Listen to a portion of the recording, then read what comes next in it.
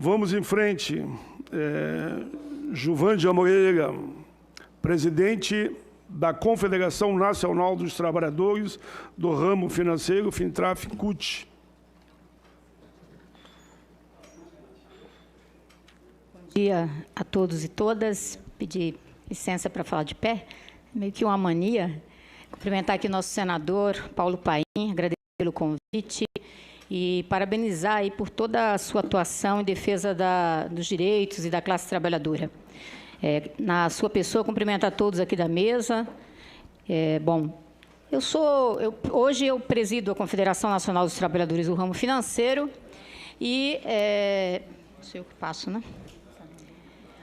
E a nossa confederação, ela tem 118 sindicatos filiados, 8 federações, e nós coordenamos o Comando Nacional dos Bancários, que é composto por 141 entidades, 130 sindicatos, 10 federações e a confederação. E dela faz parte aí 5 centrais sindicais desse comando. Depois eu explico por que eu estou voltando aqui, né? E nosso processo de negociação, de mobilização, né, de construção da campanha, passa por várias fases. Uma consulta nacional aos bancários, onde 40 a 50 mil pessoas respondem o que é que tem que ser reivindicado, o que é que tem que ser negociado, quais os problemas da categoria.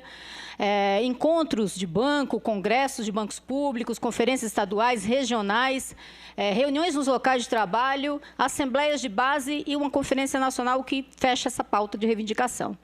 No ano 2018, só em 4 itens da nossa convenção coletiva, nós colocamos 9,9 bilhões de reais acrescentando ao bolso dos bancários, e valores esses que vão para a economia, que o bancário vai pagar suas contas, vai pagar seus impostos, né? Em 2019, 10 bilhões e meio no bolso dos bancários. Aqui as assembleias de base do Brasil inteiro. Aí nós fomos surpreendidos com a medida provisória que ataca diretamente o contrato de trabalho dos bancários e que atende, né, ao interesse dos bancos. E aí eu queria agora falar um pouco dos bancos, que eu sei que vocês conhecem bem, mas me permita ser redundante, que eu acho que vale a pena.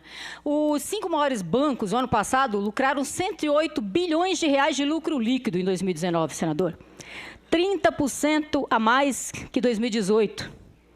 Numa economia que está parada, né, com desemprego de mais de 11 milhões de pessoas, né, com a queda da renda, com o surgimento de empregos precários, né, uberizados, sem direitos, e a gente vê o setor financeiro com esse resultado aí. Só nos 3 maiores bancos privados, eles ficaram com cerca de 70 bilhões de reais desse lucro líquido. Esse setor precisa de uma medida provisória para atender seus interesses? Não, sinto muito, mas não precisa. Esse governo está atendendo interesses do setor financeiro, uma medida provisória que prejudica uma categoria que está no Brasil inteiro, né, e que pode gerar desemprego nessa categoria. Uma medida provisória que supostamente vem para criar empregos, que, na verdade, ela vem para criar precarização. É isso que a gente está vendo nessa medida provisória. Esse é o setor mais rentável. A economática diz, olha, a rentabilidade dos bancos brasileiros supera, inclusive, os bancos americanos, né? São dos mais rentáveis do mundo. Aí a gente vê aí 4 maiores bancos distribuem dividendos e juros sobre capital próprio em 2019, equivalência ao valor de mercado do grupo Natura. Esses valores aqui vão para pessoas físicas, livres de impostos, completamente livres de impostos. Dividendos não se paga imposto no Brasil. Dos poucos países que não se paga dividendo ou não se paga imposto sobre os dividendos é o Brasil. Está aqui, olha, o crescimento da distribuição de dividendos. E esses valores não vão voltar para a economia. Vai virar poupança, vai para o exterior, vai enriquecer em torno aqui, olha, esses 58 bilhões de reais vão ficar para mais ou menos, mas no máximo 150 pessoas. Aqueles valores que nós distribuímos, que nós negociamos, fica para 460 mil pessoas no Brasil. Esses não. Esses vão ficar concentrados. No Santander fica para mais ou menos 6 pessoas. É porque aqui tem Banco do Brasil. Fica uma parte aí para o governo, outra parte para os acionistas. Mas esse número chega no máximo a 150 pessoas. Aí é que os bancos brasileiros na crise, né? É uma crise. Agora, onde está a crise dos bancos brasileiros? Que eles precisam de medida provisória para aumentar a jornada dos trabalhadores, mexer no contrato de trabalho. Só esse governo para achar isso. Isso é um absurdo. E é um assunto que não tem nada a ver com a medida provisória, assim como outros tantos não tem nada a ver com a medida provisória. Ou, na verdade, o teor da medida provisória é atacar direitos. Atacar a fiscalização, atacar os direitos, atacar as categorias. Não é gerar emprego o objetivo central. Porque gerar emprego, só se gera emprego com investimento público. Não tem como gerar emprego sem investimento público. Se o governo não investir, a iniciativa privada não vai investir. Bom, aí a gente vê, né, relação entre uma das receitas dos bancos, uma única, uma receitinha de tarifa, aquelas tarifas que a gente paga cotidianamente, né? Essa receita de serviços e tarifas versus despesas de pessoal. Isso aqui é porque teve PDV o ano passado. Os bancos eliminaram cerca de 10 mil postos de trabalho. Bradesco fez PDV, Itaú fez PDV, bancos públicos, desde 2016, já eliminaram quase 30 mil postos de trabalho em PDVs, plano de demissão voluntária.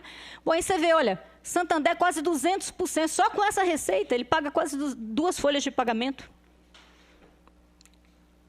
Bom, então, essa medida provisória, no que diz respeito à jornada de trabalho dos bancários, ela é um absurdo, ela aumenta a jornada de mais ou menos, e mantém a de 6 horas exclusivamente para o Caixa.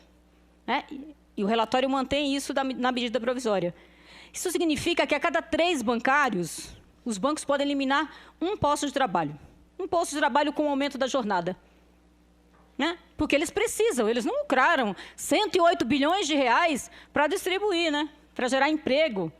Porque tem a responsabilidade social, era isso que a gente tinha que estar discutindo aqui. É isso que o Congresso tinha que estar legislando. Como é que faz os bancos, o setor mais lucrativo desse país, gerar emprego? Distribuir aquele resultado ali, não só para 100 pessoas, 150 pessoas, mas para a população brasileira, que é de onde eles tiram aquele lucro. Então, no que diz respeito à jornada, foi mantido, né, que os bancários vão trabalhar 8 horas, exceto os caixas. Caixas são em torno de 50 mil caixas na categoria. Em torno de 100 mil pessoas, vai aumentar a jornada. Quer dizer, o que é que eles vão fazer? Vão eliminar, se eles quiserem, vão eliminar postos de trabalho. É isso que essa medida provisória está possibilitando na nossa categoria. Bom, aí ela diz o seguinte, ela prevê também algumas hipóteses em que pode acontecer o trabalho ao sábado. E essas hipóteses são hipóteses que, no geral, já são negociadas. Já tem negociação coletiva, uma categoria que tem organização nacional, que tem um processo de transparência, mobilização, que tem acordo coletivo, e a lei vem dizer, olha, aqui pode trabalhar de sábado, né? E abre um leque, inclusive, fica autorizado o trabalho sábados, domingos e feriados, a título permanente em atividades no processo de automação bancária. Gente, toda atividade está em processo de automação bancária. Né? Tem automação em toda atividade, nas agências tem automação. O que é isso aqui? Isso aqui pode ser tudo, inclusive. Né? E no restante a gente já tem acordo. No telemarketing a gente tem acordo. Em áreas essenciais nós temos acordo. No financiamento de automóvel nós temos acordo. Nós temos acordo coletivo assinado com vários bancos. O que a gente precisa de verdade é fortalecer esses acordos. É fortalecer a organização sindical para que os trabalhadores tenham sindicatos fortes, organizações sindicais fortes, que possam fazer a luta. Né? Aí vem uma outra questão aqui na MP, que fala da PLR. Olha, nós, né, bancários de São Paulo, eu presidi o sindicato, fui, inclusive, a primeira mulher a presidir o sindicato dos bancários de São Paulo, e a gente teve a oportunidade de acompanhar comissões, negociação de PLR por comissões. Olha, para o senador, é uma tragédia. É uma enganação dizer os bancos escolhiam os trabalhadores, mandavam fazer parte da comissão, e o sindicato, eu fui em uma das reuniões uma vez, e as pessoas não têm estabilidade, elas não têm condição de questionar, elas não vão dizer, não, esse aqui está distribuído errado, vai ficar a maior parte para quem ganha mais. Né? Elas não têm condição de dizer isso. E elas reuniam escondido no sindicato com a gente ia para a reunião, questionava. Então, o sindicato não pode ser mais um ator nessa negociação, porque aqui são valores isentos de impostos. Né? Os empregadores não pagam impostos sobre o que distribuem de PLR e, portanto, não pode secundarizar a participação dos sindicatos, porque é uma irresponsabilidade. Esses valores vão ser distribuídos para uma minoria, se a gente não tiver negociação com os sindicatos. Bom, e tem uma outra aqui é um pouco sobre a nossa PLR, né? Olha quantos múltiplos de salários que a gente distribui. Agora, se essa negociação ficar para os bancos escolherem com quem vai pagar, vai inverter. Quem ganha até 2.400, que quase, né, não tem, vai receber 2,5 salários. E quem ganha mais de 15 mil vai receber mais de 4 múltiplos de salário. É isso que vai acontecer se não tiver a presença do sindicato, porque é isso que eles tentam fazer nas negociações ou que eles fazem quando o sindicato não está presente. Bom, isso aqui é o que a gente distribui de PLR com a negociação que o sindicato faz, que vai para o Brasil inteiro, que vai reverter em distribuição de renda, né? PLR de 2018, nós negociamos só na Convenção Coletiva Geral, fora os acordos específicos, 7 bilhões de reais. 2019, 7,9 bilhões de reais, que vai para os bancários do Brasil inteiro, senador. São recursos que vai para a economia, que ele vai gastar no comércio, que ele vai gastar fazendo uma reforma da sua casa, comprando um automóvel novo, enfim. Então, são valores. E tem uma outra questão aqui, que, inclusive, até nas disposições transitórias, essa medida provisória é ruim. É ruim como um todo, né? E ela diz o seguinte, que a negociação da PLR, ela fala de vários itens ali, né? Ela está dizendo o seguinte, olha, esses itens que têm isenção, PLR, vale refeição, alimentação, eu vou destacar esses dois, eles terão isenção, mas somente quando atestado por ato do ministro de Estado da Economia. Quer dizer, antes não precisava, porque a quem cabe aprovar o orçamento? Essa casa, é o Congresso Nacional que aprova o orçamento público, não é o ministro de Estado. Se o Congresso aprovou lei prevendo isenção, aprovou lei prevendo o programa de alimentação do trabalhador, não cabe ao ministro de Estado dizer se tem ou não, porque isso vai interferir diretamente nas negociações de todas as categorias que negociam vale refeição e alimentação e das que negociam PLR no Brasil. Então, assim, agora para voltar um pouco a uma questão mais geral e finalizar aqui, essa medida provisória, ela só veio atender interesses de segmentos que não são dos trabalhadores, né? Ela vai precarizar, ela não vai gerar emprego, porque a reforma trabalhista mostrou isso. A grande promessa era a geração de emprego. O que a gente viu? Quantos empregos foram gerados no Brasil? Nós estamos com mais de 11 milhões de desempregados. Né? A gente viu a precarização, tiraram a homologação dos sindicatos. O que está acontecendo agora? Os trabalhadores estão sendo enganados fora dos sindicatos, estão homologando sem receber as verbas rescisórias, né? Assinando documento e não recebem. Os bancários a gente pede para voltar no sindicato e fazer a conferência, e nós pegamos vários bancários com valores errados, recebendo a menos.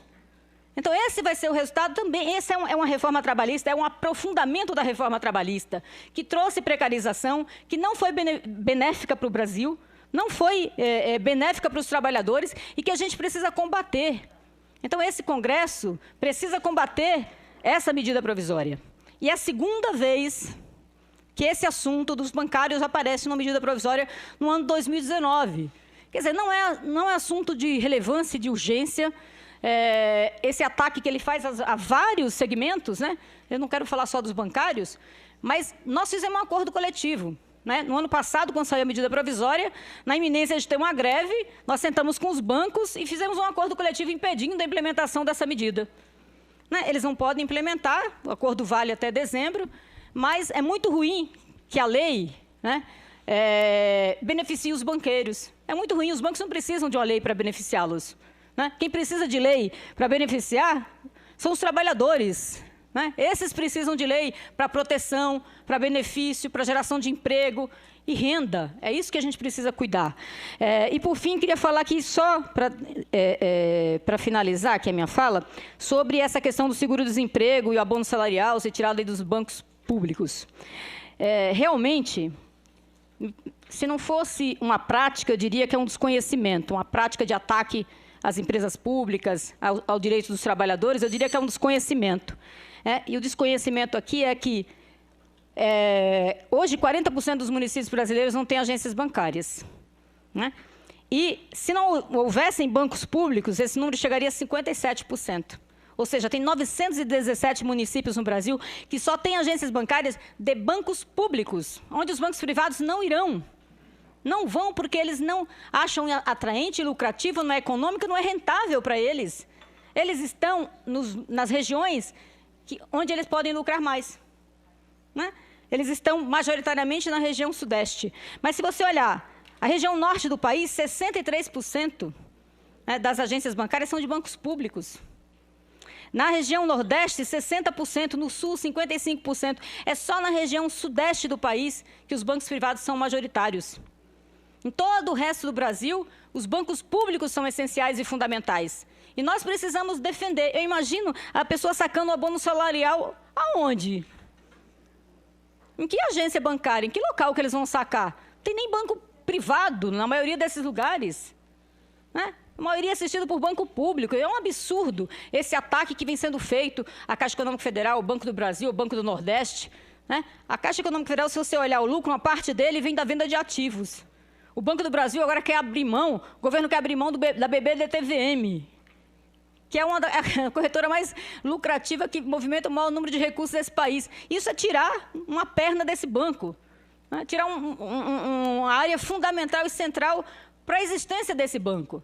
Então, não é privatização, ela se dá de várias maneiras, inclusive no desmonte.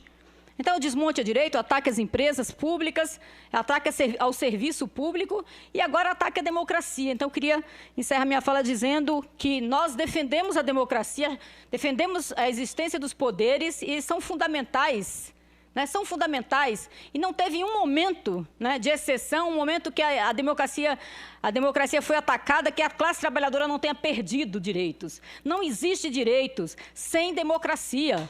Então, a classe trabalhadora tem que se mobilizar. As mulheres, em especial, como disse o Índio, no dia 8 é um dia muito importante para que nós, mulheres, do Brasil inteiro, para que a gente possa ir às ruas, defender a democracia, né, lutar contra o machismo, o sexismo, né? E que a gente vê traduzido aí, esse governo fala o tempo todo, mulher tem que ganhar menos mesmo porque engravida, né? Isso é coisas absurdas que a gente vê, e o resultado disso é o aumento do feminicídio, que precisa ser combatido, e não o desmonte dessas políticas públicas que se prestavam a acabar com esses crimes, a assistir essas mulheres. O que a gente está vendo é o desmonte dessas políticas públicas.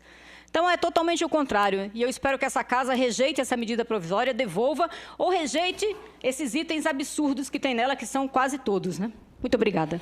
Muito bem, Gilvândia Moreira, presidente da Confederação Nacional dos Trabalhadores do Ramo Financeiro contra a FICUT.